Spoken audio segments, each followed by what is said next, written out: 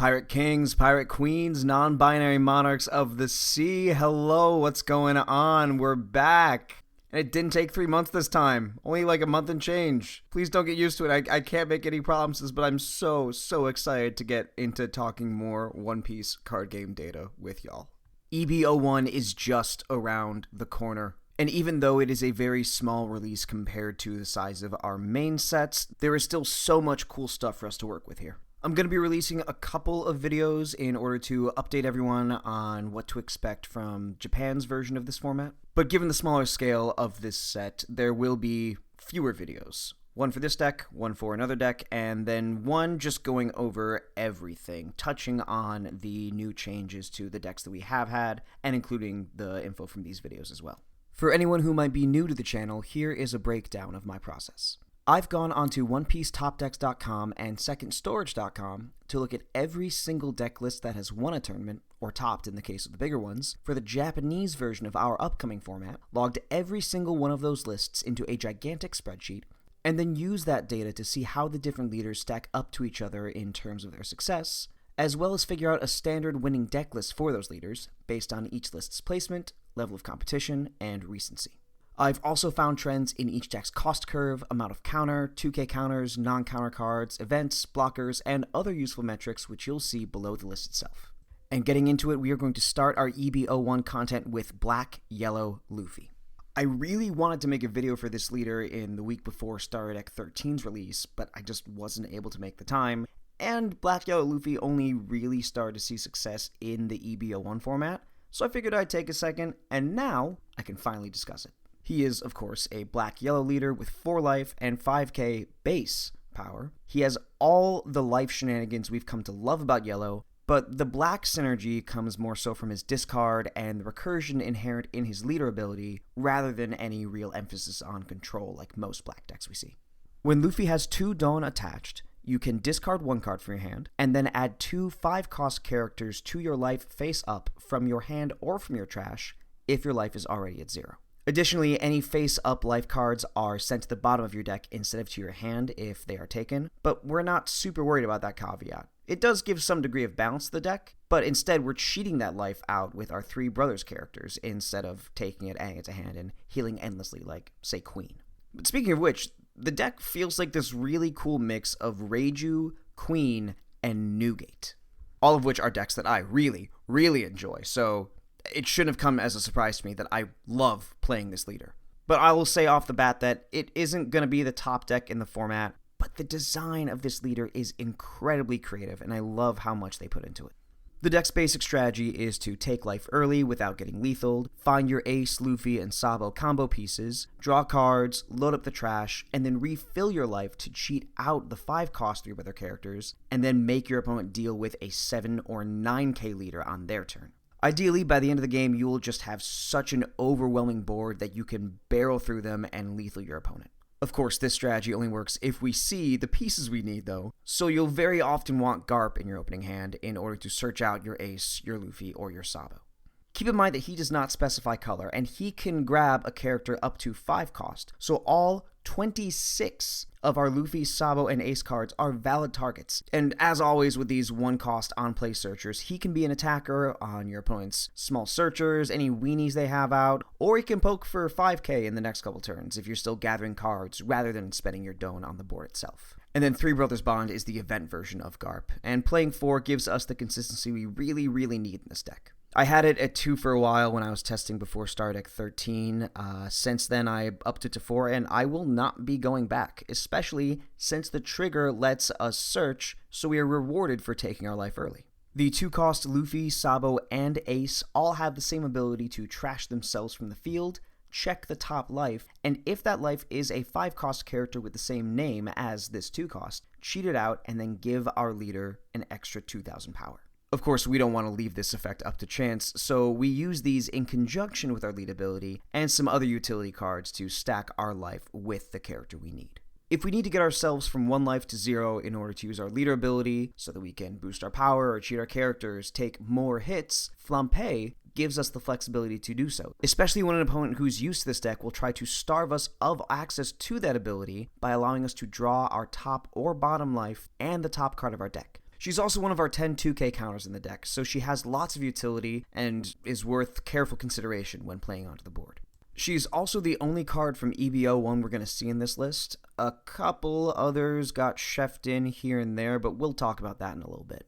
Makino has some utility in reducing and reordering our life to get some cheeky plays established, but the value is a little less reliable than Flampe, so she's our least likely play when it comes to these 2K counters. Hiyori, however, is our bread and butter, and the fact that she is $30 a pop right now is what stopped me from even picking Stardeck 13 up after playing the deck for a week straight on the sim. I love it, but there are other cards that I need access to more. From the turn when you reach 4 Don, if you have both the 2 cost and 5 cost of your ace, Sabo, or Luffy, you can play Hiyori, switch that 5 cost with the top or bottom of your life, then use the 2 cost to cheat that 5 cost out and swing with a 7k leader, and then make your opponent have to swing over that. It can be pretty easy to fall behind if we're just relying on using our leader ability at 0 and playing the 3 brothers manually until the late game, so even if she won't always be live, Hiyori is just really good for establishing some presence on the board, or even facilitating our turns if we end up cheating out Sabo, because this black Sabo from set 4 is one of the best cards in the deck. He has become a mainstay in black decks, especially as yellow gained more prominence in set 5 and set 6, and he is one of the cards we want to see as often as we can while we're playing this deck. First and foremost, cycling 2 cards gets us the pieces we need. Our 3 brothers characters, our 2K counters,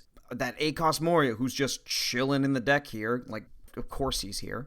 And then our other 5-cost brothers are easy discard targets, since the leader ability can put them in life directly from the trash, as well as from the hand. The fact that he's a blocker is super important as we get to the late game, especially if our opponent develops a tall board and we start using our hand to stay alive. But the KO immunity he gives our other characters is huge against other black decks, particularly Moria. You just chain Sabos over and over and over, whether it's from hand or whether it's from the leader ability after you block with one, and all of their removal just becomes useless, to the point that this deck's existence seems to be a large piece of why Sakazuki dethroned Moria in the Japanese Stardeck 13 and EB01 formats. Sadly, Sabo doesn't stop our opponent from using blue tuck effects, so it looks like Sakazuki's gonna be our toughest matchup, especially if that Navy HQ build we've been seeing pop up persists at all into this next format. But it's fun. It's fun. This is a fun deck. It's a cool deck. I still say play it. We also play 2 of the yellow 5-cost Sabo, but his ability has to be timed very well to get use. If we play him manually, then for 5 Don, he could give us the tempo difference we need to stay in the game and get us closer to our leader ability, but once we're in that late game, giving up the chance for a 9k leader by trashing the other character that we want to bring out, and another body of our own, probably stops us from closing out or lasting out the rest of the game, at least as effectively as we could through other options. He still has counter though, and he rounds our numbers, so definitely worth playing it too in my book. Great Eruption will also give him a little more range, but that combo's a bit situational just for consistency reasons, and I think that Great Eruption more so made its way in here for draw and consistency rather than actual cost reduction. The 5-cost Rush Ace is exactly what he says on the tin. He is huge for pushing through the end of the game or establishing some early pressure in matchups where you want to take the lead. Keep in mind that if you're able to fill your board and then attack with Ace, you could resurrect him for more swings with the 2-cost, and being able to hold on to those 2-cost Ace to either play manually or through a Moria turn has won me a lot of tough matches. As we look at our littlest brother, this 5-cost yellow Luffy, he might seem kinda mid, at least I thought he was, mainly because he doesn't have that same immediate impact as Ace or Sabo, but his ability both draws you cards and gets you close to your leader ability while you still have life, but the draw and life trash isn't a cost, so when you're at 0 life, he just becomes a free 8k swing. Only thing to keep in mind is to sequence it right so that you're not throwing off the leader ability, that way you can still develop, aggress, and survive. And ooh, what a surprise, this 8-cost Moria, he's gonna take our strat up to 11. Unless you absolutely need to push for the game, or if you just don't have the pieces you need, your 10 Don turns are probably gonna look something like this. Start the turn with 0 life, attach 2 to your leader, send your 5 costs to your life, and you can even discard one of your 3 brothers pieces if you need to, then play the Moria, resurrect those corresponding 2 costs, use the 2-cost abilities, then you have 2 new 5-cost characters, a 9k leader, and then another 9k swinger on the board. The combo is real. It's so stupid. I can just play a 9k swinger and then 2 blocker Sabos and then just keep cycling. Bandai, why? Why did you make him so splashable in the best color? Why did he why did he do so much to make this the best color? It's messed up, man. For now, at least. For now. Yeah, set 7's gonna be fun, y'all. So for Tendon, just to reiterate, you get 19 cost worth of characters and a 9k leader until your next turn. This is an incredibly unfair trade. Only real issue here is that if you run out of gas, or if you get starved before you do this, or if you just plain don't see him. We don't have Mill and Hogback, or a leader that draws a card every turn to ensure him, as much as Moria and Sakazuki do, so seeing him, or Sabo, or Great Eruption is very important to have a solid late game when you're playing this deck. And when that late game is solid, it is solid. It can be an impenetrable wall. And incredibly annoying, which you know I love if you know me, so yeah, I have a lot of fun playing this deck. And now to bring back the card stats, you can see almost every card in our data list here. With the 2-cost Sabo, Ace, and Luffy, the black Sabo, the 5-cost Ace, Garp, Flampe, Moria, and Hiyori all played in 100% of these decks. All played at 4, except for the Luffy, which had one list running him at 2. The 5-cost Luffy was at 75%. These are all only off of 4 lists, by the way. The EB01 data is sparse, so not as much variability, not as much to work with as in these previous videos, but it's still something, and this deck is still worth taking a look at. And this Luffy was played in 3 of those lists, in 2 lists at a full playset, and then in 1 list at just 3 copies. Three Brothers Bond also made into 3 lists, 2 at a full 4, and then 1 list at 1 copy. Great Eruption was only in 2 of these lists, both at 2, and I believe that this list, it was almost the same list for both of these. One was the sole Black Yellow Luffy that managed to top 16 a CS.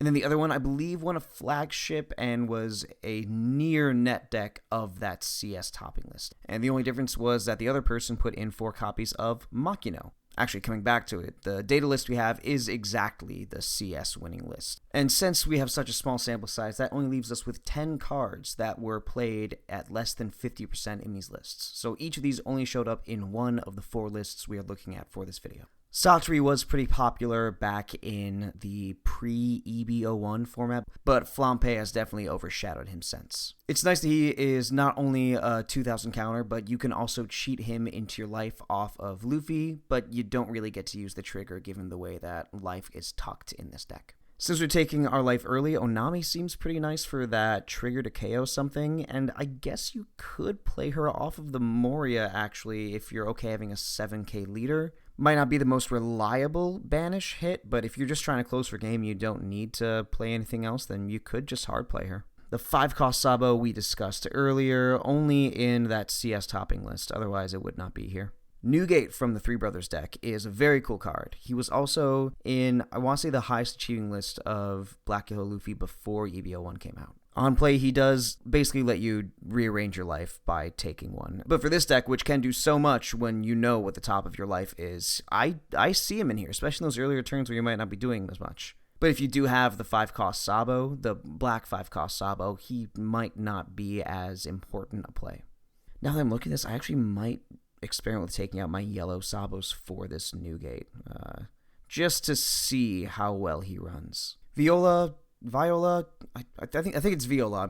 I'm second guessing myself now. She is a chump blocker who on play lets you either reorganize your opponent's life or turn all of your life cards face down. So in this deck, this does give us even more staying power if we don't want to use our effect to cheat out characters. If we do want to just heal to buy ourselves some time. And then if we do want to go more the control route, we have Kuzan if we want to soften some characters up and get mileage out of our yellow 5-cost Sabo. The card draw is incredibly important in this deck too, because again, it is so combo reliant. Now these last 4 were actually all played in the same list and only played in that list. Rebecca is pretty cheeky. You can play her off Moria, and you could either grab this Perona or this T-Bone as a 2k counter. Doesn't really get you any other characters to put on the field. It wasn't running any black characters of cost 3 or less. And it's probably for the best that she can't cheat the tiny brothers out. That would be a little degenerate.